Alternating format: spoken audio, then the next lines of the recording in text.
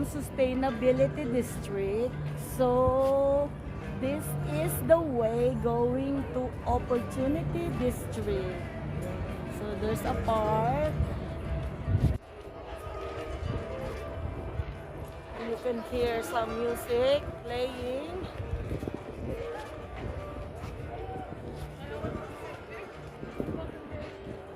Diba? Ang ganda. Ang ganda ng design nila.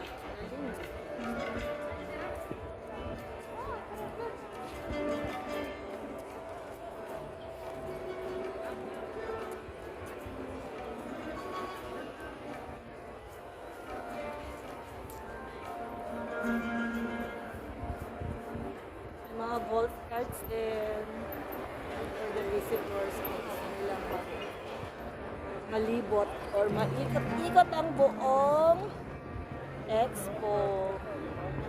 So inside you can find train.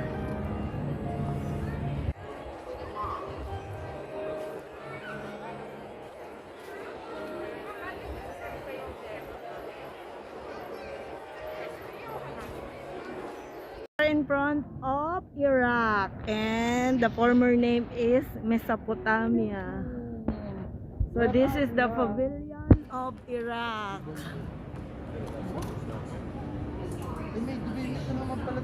Going inside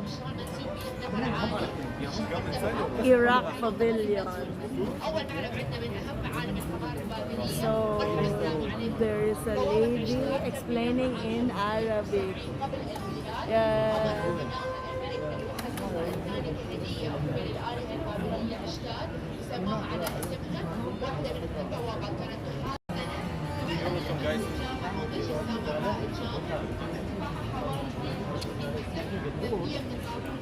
Behind you, we have these dots on the floor. So these dots, they go all around the pavilion and they draw the map of Iraq. Currently, we are inside of the map, and from the north side to the south, we have these two structures penetrating the map. They correspond to the Tigris River on your left and the Euphrates River on your right. And in between these two rivers, the most ancient civilization started. It was called the Sumerian civilization. And the most ancient form of typing or literacy, it was called cuneiform. And this area is called Mesopotamia, which means the land in between rivers. We are displaying some important parts of Iraq on the screens, like this one here. It's called Ishtar Gate. It was one of the 8 gates protecting the inner walls of the city of Babylon. It was constructed before 2,600 years by the king Nebuchadnezzar II as a gift to the goddess named Ishtar. That's why it was called Ishtar Gate. Next we have Malwiyat Samara. So Malwiya is an Arabic word which means spiral. This was built back in the Abbasi period before 1,200 years in the year 851 AD.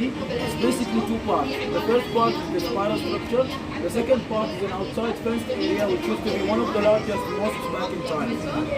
So the spiral structure was the minaret for the mosque. The person who goes for the prayer used to go up 5 times a day, 399 steps to the top part, enters inside the room and calls the prayer using his voice, where it starts to echo all around the city. So very interesting. Something special, different in the historical parts. This shows the Pope's visit to Iraq in March. So this was a special visit and also historical because this was considered the first time someone or the head of the Catholic Church to come and visit Iraq. And it has many messages. One of them being that Iraq, can have multiple religions in it, living all together, in a peaceful manner. If you guys noticed, we have differences in the heights of the screens on each river. This gives us an idea of the depth of water in these two rivers in these areas of the map in Iraq. So when we came from the north, it was the deepest, started to become shallower as we moved on, and then it will increase once again near the south. We have right here the marshes. They are located in the south, spanning over 5 Iraqi cities. And the marshes, it's a lowland area filled with shallow water, and it was listed as a heritage site by the UNESCO in 2016. The people living here, they are called Arabs of the marshes. They use fishing as a main source of income.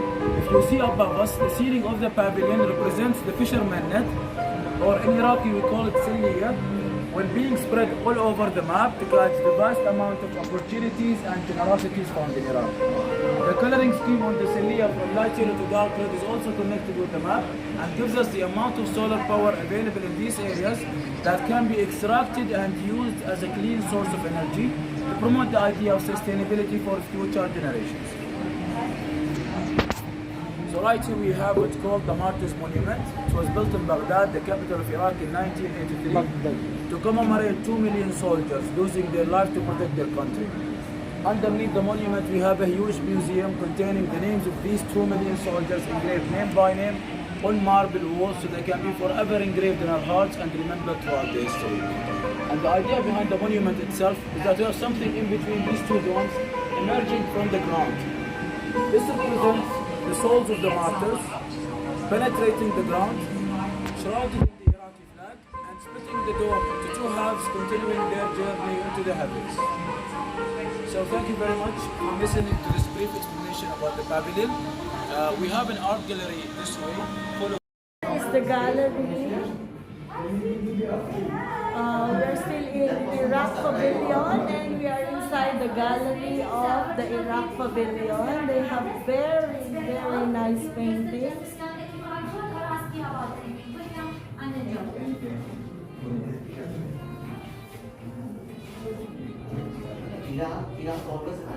Very nice. Very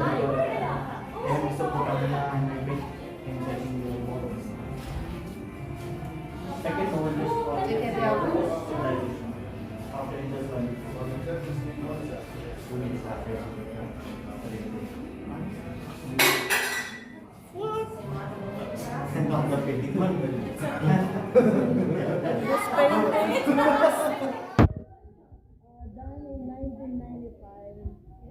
in 1975 rather.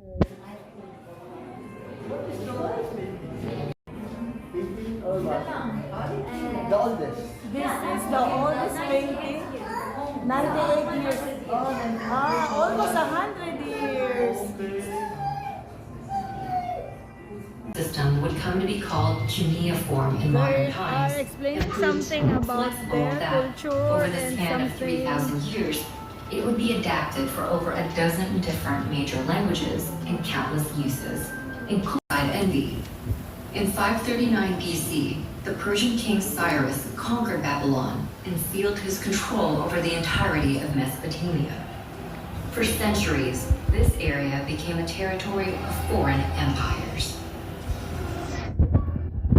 Eventually, Mesopotamia would fade, like its kings, into the mist of history, and its cities would sink beneath the sands of Iraq. But its ideas would prevail in literacy, law, math, astronomy, and the gift of civilization itself. The story of writing, astronomy, and law and the Euphrates rivers. For 5 millennia, this small strip of land situated in what is today Iraq, Kuwait, and Syria fostered innovations that would change the world forever. Inhabited for nearly 12,000 years, Mesopotamia's stable climate, rich soil, and steady supply of fresh water made it ideal for agriculture to develop and thrive. About 6,000 years ago, seemingly overnight, some of these agricultural settlements blossomed into some of the world's first cities. In the period between 4000 and 3100 BC, So we're still here at Iraq Pavillion and we're watching the history of Iraq. Under the Akkadian Empire, and then broke apart, forming the empires of Assyria and Babylon. Despite near constant warfare, innovation and development thrived in ancient Mesopotamia.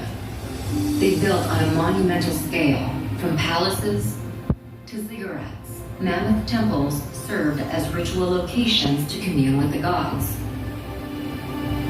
They also developed advanced mathematics, including a base 60 system that created a 60-second minute, a 60-minute hour, and a 360-degree circular angle.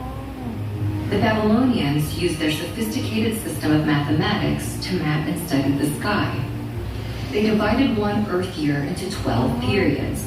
Each was named after the most prominent constellations in the heavens, a tradition later adopted by the Greeks to create the zodiac.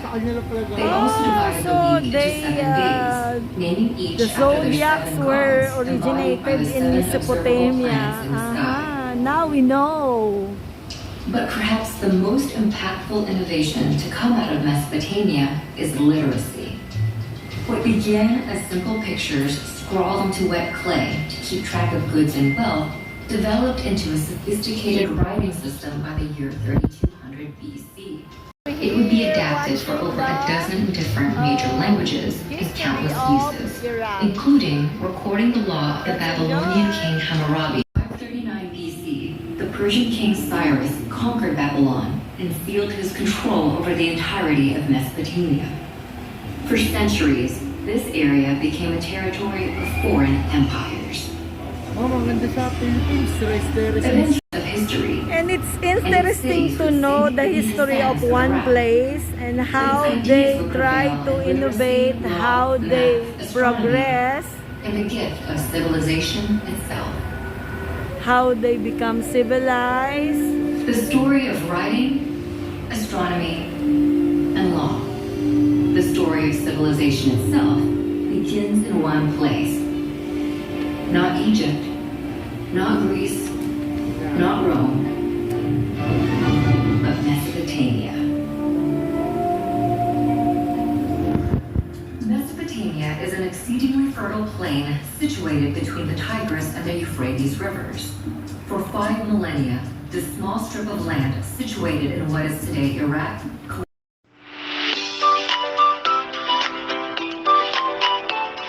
Please subscribe.